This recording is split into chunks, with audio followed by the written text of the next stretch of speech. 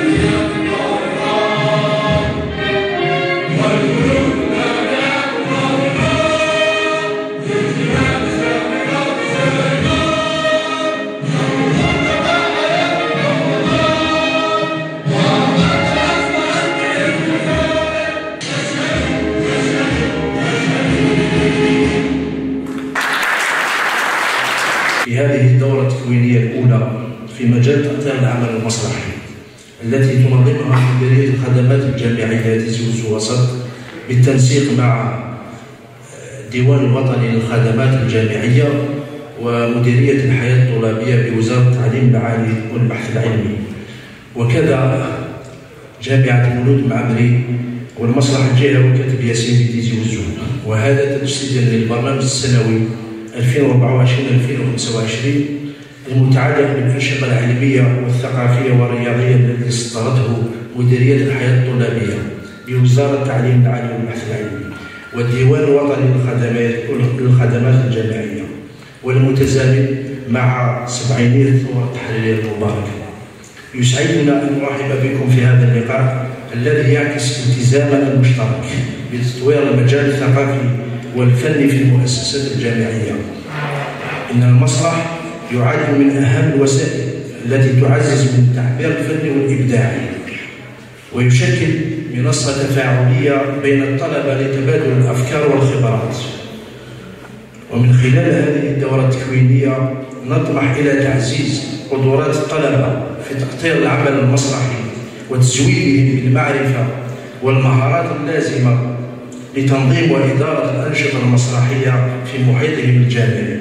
لقد أصبح من الضروري أن تواكب المؤسسات التعليمية والخدماتية التغيرات الثقافية والفنية في العالم، وأن تستثمر في طاقات شبابنا لإبراز مواهبهم في مختلف المجالات، ومن بينها المسرح الذي يشكل ركيزة هامة لبناء شخصية الطالب وتنمية مهاراته التواصلية والإبداعية.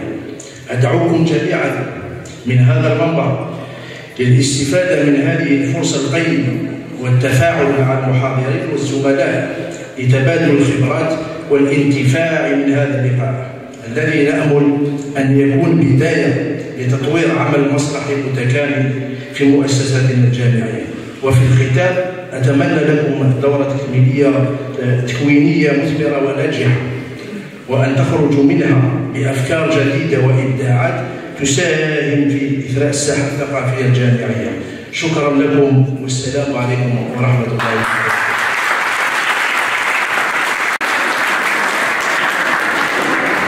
Comme vous le savez tous, le théâtre, c'est un art vivant. Donc je souhaite à tout le monde de passer des moments inoubliables ici à Tizi Ouzou, cette ville historique. أقول لكم أرجو في الأمان العسلامة والمرنة مرحبا يسون. أتمنى أن تكون هذه الدورة مثمرة لكم. أحييكم بتحية الإسلام، وتحية الإسلام السلام عليكم ورحمة الله تعالى وبركاته. في الإطار الاستراتيجية الجديدة التي تنتهجها وزارة التعليم العالي والبحث العلمي بالتنسيق مع الديوان الوطني للخدمات الجامعية في هذه السنة، وفي إطار البرنامج السنوي المصغر، ارتئينا إلى التركيز على العنصر البشري ومسؤولي الأنشطة على مستوى الجامعات وعلى مستوى مديريات الخدمات الجامعية من أجل تكوين فيشة المعلومات، الجانب الثقافي، الجانب الرياضي، العلمي وحتى الوقائي. وهذا هدفا لتنظيم وإنشاء نوادي وفرق مسرحية. بالنسبة لدورتنا اليوم تتركز على الجانب الثقافي والأيام التكوينية للمسرح الجامعي. Avant de commencer, je tiens à vous transmettre les salutations de Monsieur le recteur, professeur Boud Ahmed, qui s'excuse de ne pas pouvoir être là aujourd'hui avec nous car il est pris par d'autres obligations. Et je vous souhaite bon courage à l'occasion de ces journées de formation. Et j'espère qu'ils vont profiter de cette opportunité qui nous a été offerte par notre ministère de l'enseignement supérieur, qui permet un grand rapprochement entre la famille du secteur de l'enseignement supérieur. Moi aussi, à mon tour, je suis très honoré d'être ici parmi vous pour le lancement de ces journées de formation que j'espère qu'elles soient très riches. Et en nom de Monsieur le recteur de l'Université Moudmami de Tizi Ouzou et en mon nom personnel, j'annonce l'ouverture officielle des journées de formation sur le théâtre organisées conjointement entre l'Université Moudmami de Tizi Ouzou et la direction des œuvres universitaires Centre. Et je vous souhaite bon courage et merci à tous. معكم السيد الذهبي المهدي، ممثل عن وفد مديرية الخدمات الجامعية أضرار. أنا اليوم ضياف في المدينة الجامعية ولاية تيزي وزو في إطار فعاليات الدورة التكوينية خاصة بالمسرح. الحمد لله كان الاستقبال في البداية استقبال جيد، ونتمنى التوفيق إن شاء الله الدورة التكوينية. والسلام عليكم ورحمة الله تعالى وبركاته. بسم الله الرحمن الرحيم. حمدي محمد عبد الجليل، مديرية الخدمات الجامعية قسنطينة الخروب. ونتمنى ان شاء الله نستفادوا ان شاء الله كيما نفيدوا ان شاء الله. هذا الهدف منا هو افادة الطلبة بالخبرات اللي نكتسبوها حنايا. اللي مهتمين اكثر بالمسرح، هذه طريقة باش انت تقدر تأسس الفرقة تاعك. من هذوك الناس لازم تخلي معاهم دي كونتاكت تاعكم مع الطلبه اللي يديروا انطباعات تاعهم حول العرض المسرحي اللي مقدم داخل اقامات موالفين تقدموا عروض مسرحيه داخل خدمات. دور واحد باش ندير اختيار تاع النص، ما يكون نص فيه ادوار كثيره نقدر نختصر في الادوار. والحوار هذاك نقدر نضربوا فيه دور اللي يتشابه معاه سيكولوجيا، ودوك نقدروا نحكيو على الادوار ونحكيو على الاختيارات كيف راح تكون مع الفرد. الحوار هذاك نقدر نضربوا فيه دور اللي يتشابه معاه سيكولوجيا، ودوك نقدروا نحكيو على الادوار ونحكيو على الاختيارات كيف راح تكون مع الفرد. كيفيه التوفيق بين الطلبه الموظفين والطلبه غير الموظفين. نحن في الجامعة لدينا إشكال كبير خاصة في المسرح، لأن بعض التدريبات تكون على مستوى الإقامات، لأن الطلبة في الإقامات يكونوا من 6 تاع 10 عندهم فراغ كبير يقدروا ينتجوا. تخلي بصفه فرديه كل ممثل وطالبه وطالبه يمثل لك الدور، وانك تخير النص مسرحي وبيان سور سافيك دي بريباراسيون افون. المنشط الجامعي هو اللي يخدم النشاطات الثقافيه من بعد المنشط الجامعي ولا ترمضي ان يكون الإيواني والمدير. ونمثل توصيات نعتبرهم من الاداره الخدمات ديوان الخدمات الجامعيه.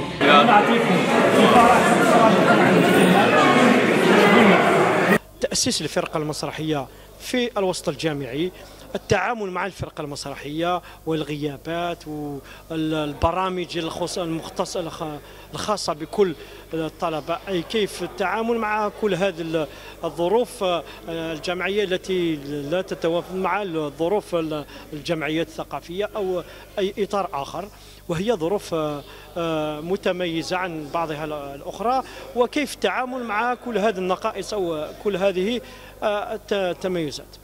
أيضا تم التطرق على اختيار النص المسرحي أو أداء ورشة خاصة لكتابة عرض مسرحي وأسس الكتابة الدرامية بطريقة عامة. لا يمكن التطرق إلى الكتابة الدرامية بطريقة مدققة أو التطرق إليها بطريقة عامة وبطريقة مبسطة لكي يتسنى للجميع أن يؤدي هذا الدور. ثانيا قمنا بالتطرق إلى كيفية أسس اختيار انتقاء الممثلين والتعامل مع ازدواجية اختيار الممثل، أي أن ممثل نختار لكل شخصية ممثلين من أجل تفادي أي طارئ أو أي مفاجأة في الآخر والعمل لا يمكن أدائه أو العمل به مستقبلا. ثانيا تم التطرق أيضا إلى فيما يخص التعامل مع الروائي أو الروائي في المسرحية، أو متى يمكن أن نعتمد على الروائي في مسرحية أو كيف يمكن التعامل معه. وهذا جوابا لأحد الاستفسارات، وجاوبنا على جميع الاستفسارات تاع المؤطرين وكل الطلبة وكل الحاضرين في القاعة من أجل أن نقوم باستفسارات أو نجاوب على كل التساؤلات من أجل إضفاء أفكار جديدة أو إضفاء على كل عمل تاعنا المؤطر أن يكون مؤطر ناجح في الفرقة تاعو. بسم الله الرحمن الرحيم، والصلاة والسلام على أشرف المرسلين. اليوم هنا رانا في ولاية تيزي وزو المضيافة طبعا في هذا اللقاء الوطني اللي يتمثل في أيام تكوينية حول المسرح لنقل هذه الخبرات اللي راح نتلقاوها هنا إن شاء الله لفائدة الطلبة على مستوى الإقامات.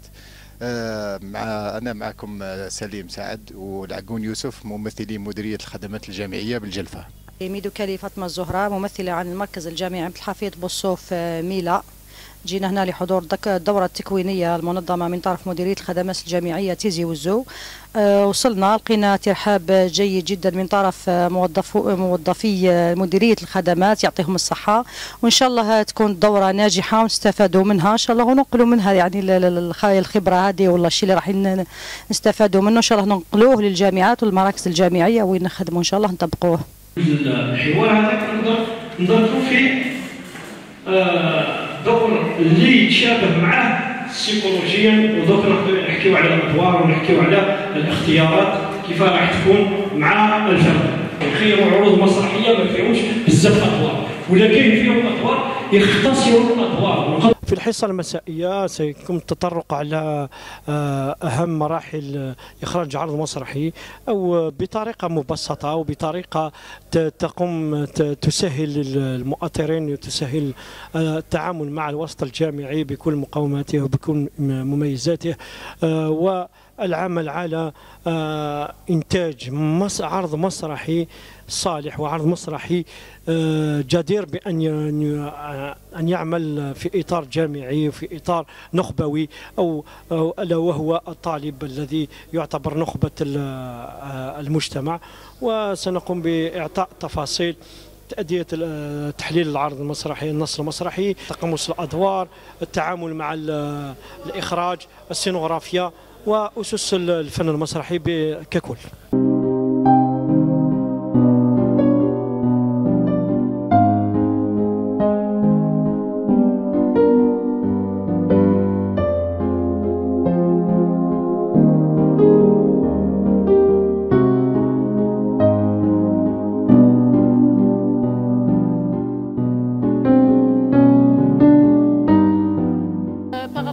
formation, les journées de formation au Mzgoun du 22 au 25 novembre.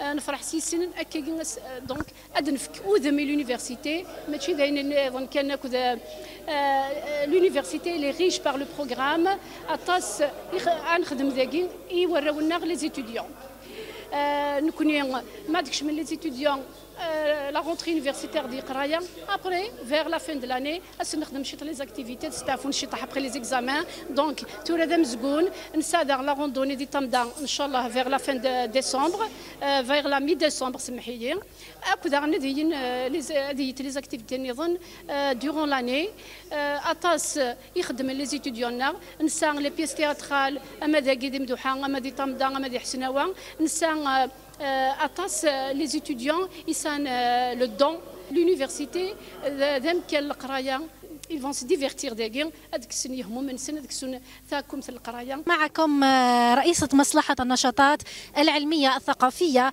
والرياضية والوقاية الصحية من الإقامة الجامعية بن برينيس أحمد الصالح التابعة لمديرية الخدمات الجامعية سوق هراس. نشكرهم جزيلا على الحفاوة وعلى هذا الاستقبال الرائع. نحن بصدد أيام تكوينية نتمنى أن نستفيد من هذه الأيام التكوينية في المسرح وذلك بغرض استفادة الطلبة عند عودتنا إلى ولايتنا. المخرج المسرحي ماذا يحمل؟ يحمل رؤية إخراجية. يقول مخرج يقول إخراج بعدها رؤية إخراجية.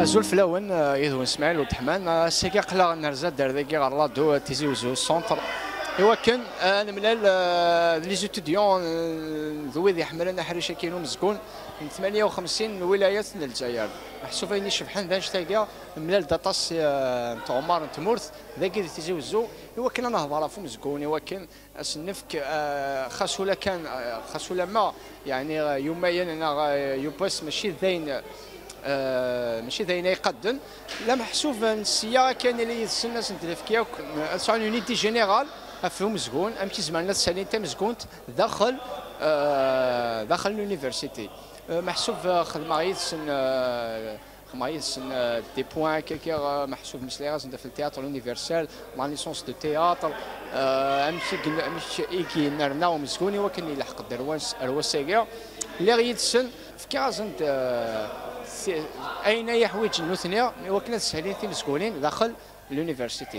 Ça me disait qu'on va faire un peu de pratique, on va essayer en pratique نخدموا كذا الكوميديان نخدم انا مش نديريجي ان كوميديان سور سان انا محسوب مش نسملو الكوميديان باسكو نشتي كثني عاون الناس طاس اللي تمزكونين كاين يخدمن في لونيفرسيتي. مخلوفي محمد يزيد مدير فرعي للأنشطة العلمية الثقافية والرياضية جامعة مصطفى بن بولعيد باتنا 2.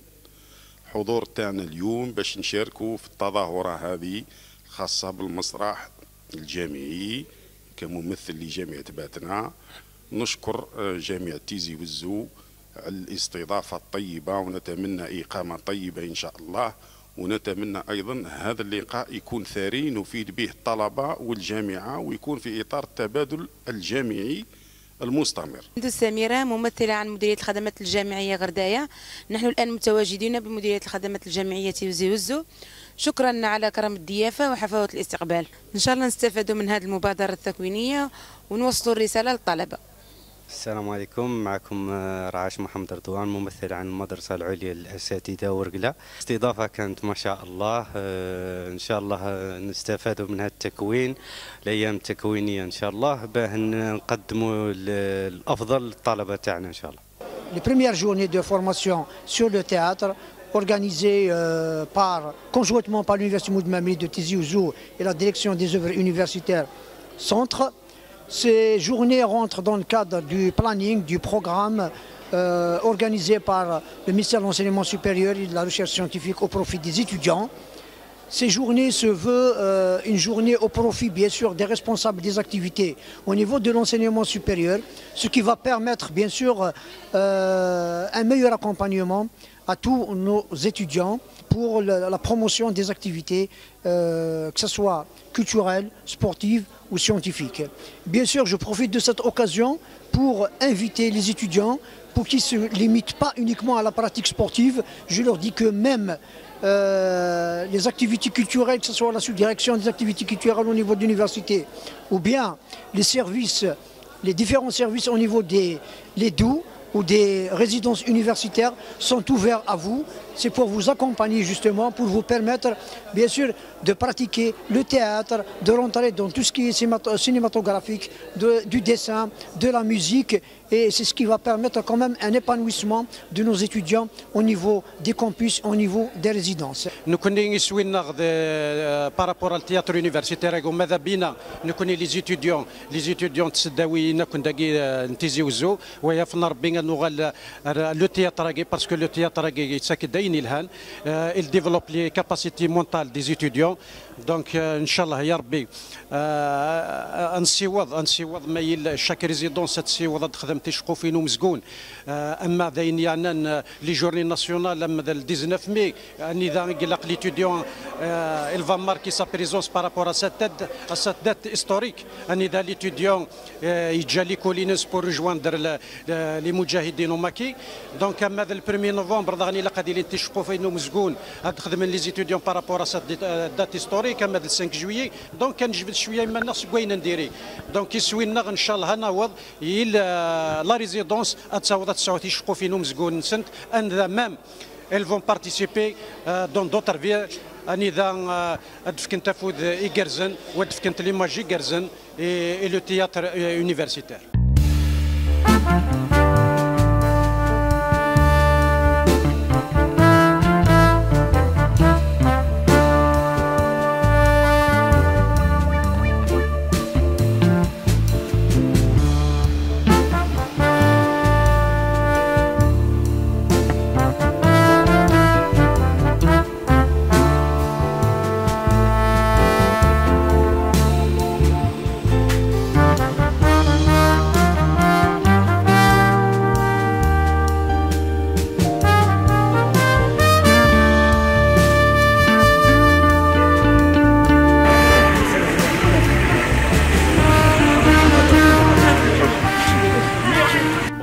الرحمن الرحيم. بعد ما كملنا الدورة التكوينية الخاصة بالمسرح، مديرية خدمات جمعية تيزي وزو وسط قامت بخرجة سياحية إلى حظيرة عكوران. يعطيكم الصحة وبارك الله فيكم.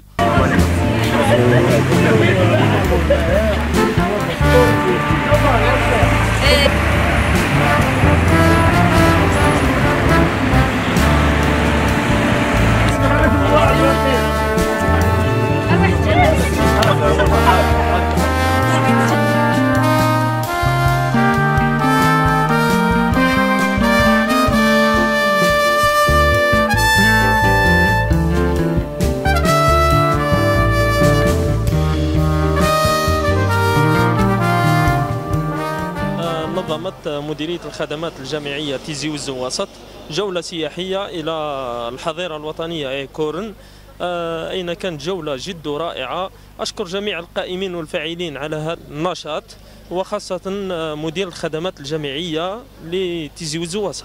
شكرا.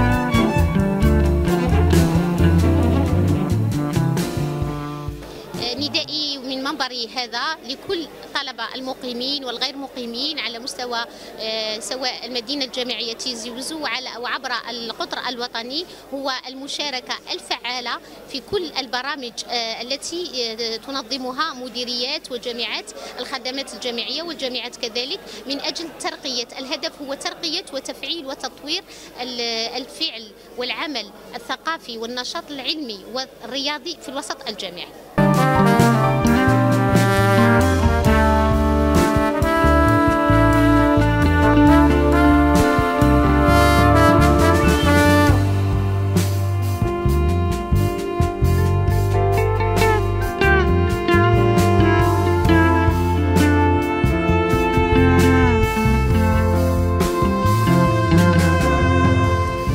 بسم الله الرحمن الرحيم. رمزي الشيبوني، ممثل عن مديرية الخدمات الجامعية الطارف، رئيس مصلحة بالنشاطات العلمية الثقافية والرياضية. هذه الأيام أكيد أنها إن شاء الله ستعود بالفائدة علينا نحن كمسؤولي النشاطات، وهذا لنقل هذه الرسالة كذلك إلى الطلبة والطالبات من أجل الاستفادة من هذه الأيام التكوينية.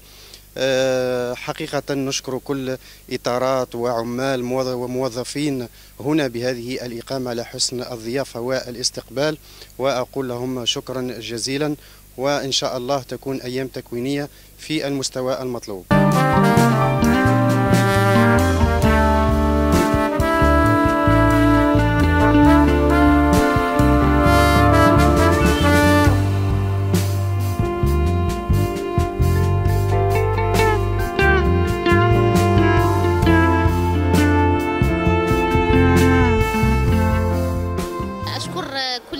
ضيوفنا الكرام اللي لبوا دعوة حضورهم لفعالية وأشغال الدورة التكوينية الأولى أو الأيام التكوينية الأولى في المسرح. أشكر كل الطاقم الإداري لمديرية الخدمات الجامعية تيزي وزو على احتضانها وعلى سهرها وعلى إنجاحها لفعالية هذه الدورة.